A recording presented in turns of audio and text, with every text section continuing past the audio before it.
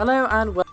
Ladies and gentlemen, let's RedGamer.com video. I would say that PR is an art form, and Nvidia are not really that great at it at the moment.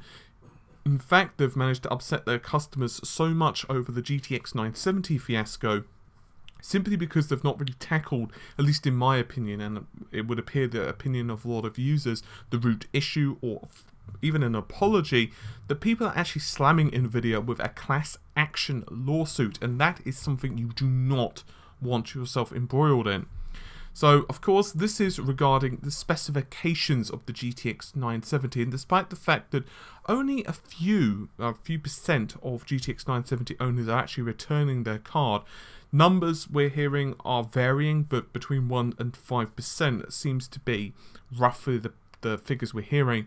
But people are not happy, and if you check Nvidia's Facebook page or Twitter or what have you, basically any social media where the customer can communicate with the company, you'll notice a pretty big pattern. What about 4 gigs of RAM? What about our missing ROPs? What about the level 2 cache? And these complaints have escalated so much that Andrew Ostrowski, hopefully I'm pronouncing that correctly, if not I apologise to the chat, is going to be filing, or has filed, on behalf of himself, as well as others in this situation, a class action lawsuit against Nvidia in the US District Court of the Northern California. And this is actually a complaint both of Nvidia and Gigabyte for, and I quote, misleading advertising, unfair business practices, unlawful business practices, and finally deceptive business practices. And they are seeking a jury trial, as well as disgorgement, restitution, injunctive relief, and all other damages and reliefs permitted under California law. Owie. That smarts, I would possibly say. Now, this is back in January this first happened, and we found out that there are fewer raster operator pipelines, ROPs, the actual memory bandwidth and capacity of level 2 cache, as well as the amount, is smaller than what we were led to believe. It was supposed to be 2 megs, and it's actually less than that. Plus, the usable memory bandwidth is also less than that, particularly if you're talking about the 512 megabytes, which is really the core of this. Now, despite the fact that a lot of users are saying, well, the card actually only has 3.5 because it's a bit of miscommunication, that's not technically true. There is 4 gigs available, but only 3.5 gigabytes can actually utilize the maximum data transfer rate. The remaining 512 megabytes is using significantly less, and there have been a massive amount of screw-ups regarding this and how Nvidia are trying to communicate with the customers. But it says, and I quote, the defendants engage in a scheme to mislead consumers nationwide, well, worldwide would be more accurate, but I suppose for this case, the pertinent region, of course, would be nationwide or the United States, about the characteristics, quantities, and benefits of the GTX 970 by stating that the card provides true 4 gigs of VRAM, 64 ROPs, and 2 megabytes of level 2 cache, when it does not. The defendant's marketing of the GTX 970 was intended to, and did create the perception among purchasers that the product was, in fact, able to conform to the specifications as advertised. Oh dear. I have to say that as a current Nvidia user, I just can't really feel bad for Nvidia over this whole situation, because to be totally honest, they've handled the whole situation just terribly. Really, really have. They've done the approach which never works. It's bury your head in the sand and hopefully it goes away, and it's just not doing that. In fact, burying your head in the sand is pissing people off further, and it's actually adding to it, because recently we've had the whole fiasco over them trying to remove the overclocking ability from the mobile Maxwell GPUs, and they've actually had to rescind that. They've actually said, hey, you know what, we're actually going to let you overclock again, because the problem with that, this is somewhat of a, well, kind of getting a little off topic, but with the GTX mobiles, you actually had partners, OEMs like Asus and Dell, who advertised official advertisements which stated that the laptop could overclock, that it had additional cooling, or it was a feature, it's a core feature of the laptop that you could overclock it 5% higher than, you know, the retail standard models. And then Nvidia, of course, released this drive update, and I cannot even imagine how pissed companies like Dell were at Nvidia. They must have said something to them in, you know, back channels, because there's no way that Dell, Asus, and all of these other companies were not getting consumers complaining. They were. Because if you just plonk down whatever amount, let's say £1,000 or dollars or what have you, on a laptop, and then you find out that, you know, one of the core features of that laptop, one of the reasons you've spent that extra money for, you know, the additional cooling and so on, so you can overclock that GPU, and you find out that, you know, an update just renders it useless. So there was a hell of a lot of pressure on Nvidia, and they've quickly reversed the decision, which is good, but they should never have done it in the first place. It was absolutely ridiculous to do so, that despite the fact that they stated it was a bug to allow you to overclock with the mobile versions. But getting back to the 970 for the desktops, it's a mess, because after it was discovered back in, I believe, early February, we did cover it, but I don't remember the exact date. Nvidia on the official websites in their forums stated that there was going to be a drive update which would try to rectify some of these problems. How they stated that we're going to rectify it, as I just stated, it's 512 megabytes, which has less memory bandwidth than the remaining 3.5 gigs, right? So, to summarize how a graphics card memory is split up, there's generally stuff which is game orientated, and by game orientated I mean stuff such as textures or geometry and, you know, compute functions. In other words, stuff that makes the level or makes the character, and, you know, aesthetics. In other words, look, this is holding the, you know, graphical data for that tree or for that rock or what have you. But there's also other stuff such as APIs and drivers and basic stuff which doesn't really require so much memory bandwidth. So there was a statement which, and I'm paraphrasing, but it had certainly pointed out that the plan was that the GTX 970 would have a driver update which would allow that data, the stuff that doesn't require so much memory data bandwidth, the stuff that wasn't game orientated, it would fit into the 512 megabytes, and the game data therefore would be arranged to go into the remainder.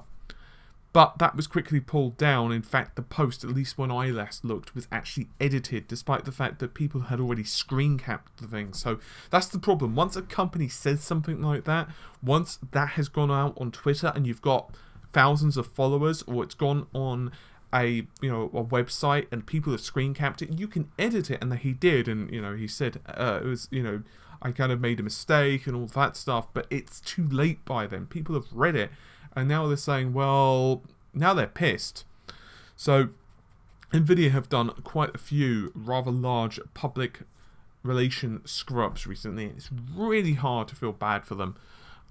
Because the problem is they're trying to spin it and state that, well, actually, one of the reasons behind this is that it was a marketing issue. The tech guys didn't communicate well enough with the marketing department, and this is kind of the problem. Now, I'll tell you from a reviewer's standpoint, and by which I mean someone who's actually getting hardware from manufacturers, what happens. So, what you get, generally, is a product guide. Now, the product guide is usually a PDF, can be printed, but usually it's a PDF, and that PDF will have information which pertains to the GPU's architecture. It'll tell you what the intention for that GPU is, generally. So, for example, if you've got like a mid-range card or a cheap, low-budget card, it will say, hey, this card is perfect for light gaming, and it will give you some examples of titles. It's not saying that those are the ones you have to bench with, but it's just giving you an example of the product segment that it's going into. But the main thing is it tells you the specifications of the card, it tells you The rough performance, it tells you, the basic stuff like the TDP, in other words, the wattage that it requires from the PSU, and the maximum operating temperature and all of that stuff. But that information was false. It was given to all of these websites, and that was false. So in other words, the information that was included in the GTX 970 was false. Second point is GPU-Z is reporting the data false also. And the biggest problem is there has been no way that Nvidia have really tried to apologize to consumers. There has been no, we're really sorry about this, we screwed up, we admit we screwed up, here's something. Now what they have done is said that they're going to work with various partners to enable you to return the card. The problem is, if you're a gamer, you might not really have the option to return a card. In other words, if you need that GPU because you don't have an alternative, I mean, technically, I suppose you could use the IGP, the integrated graphics card. For example, let's say you've got a Haswell or something like that, but it's not really going to get you that far in something like Crysis 3. It's a bit of a mess, and it's also a lot of messing about for some people. They just cannot be bothered to deal with returning it, and then what other cards you buy, is it in your price range, and so on and so forth. My point being that what they should have done is there should have been some other options. Nvidia should have just taken the financial hit. They should have said, we're really sorry, we screwed up, we admit we screwed up, took it on the chin. They would have rode it out for a couple of weeks, maybe a couple of months, but if they just were completely honest about it, they did an interview, but since then they've just tried to distance themselves, and there hasn't really been anything further. What they would have been better is if they had given some coupons. Here's some money off the next Nvidia graphics card. Here's some games. Here are a few extra games. We're really sorry that we've done a deal, and look, we've got you a couple of extra games as a way as apologizing. We won't do this in the future, and we're going to be more open with our customers. We're going to answer all of your questions and maybe do a couple of Q&A sessions on Reddit or something like that. Just anything. And admittedly, some people are still going to be pissed at them, and they might still have had a class action lawsuit, but at least the biggest damage that, to be honest, this is going to cause Nvidia is from a public standpoint, from a PR standpoint. When your company hits class action lawsuits, that's when people notice you. And to be totally honest, companies like AMD are just loving this. And by AMD, I don't just mean AMD, I mean AMD and their partners. Because it's giving them extra fans at the end of the day. It's ridiculous. I'm not saying that Nvidia could get away with this scot-free. They're obviously going to take some hits. But I honestly think it's better, once you've been caught with something like this, once people know about it, it's better just to say, we screwed up, we're really sorry about this, we're gonna fix it the best we can, we're going to offer you, which to be fair they have, we're going to offer we're going to offer you to refund the GPU, but we're also going to give you coupons, we're going to give you free games, we're going to do blah blah blah. Now do bear in mind that these proceedings are not going to be over with in, say, May. It's not going to happen. In fact, they can actually happen for absolutely ages. And it's actually kind of weird because the lawsuit actually happens because Nvidia decided to actually admit the mistake, but because they didn't offer anything back to gamers, that's the problem. It's absolutely just odd. It's absolutely just odd.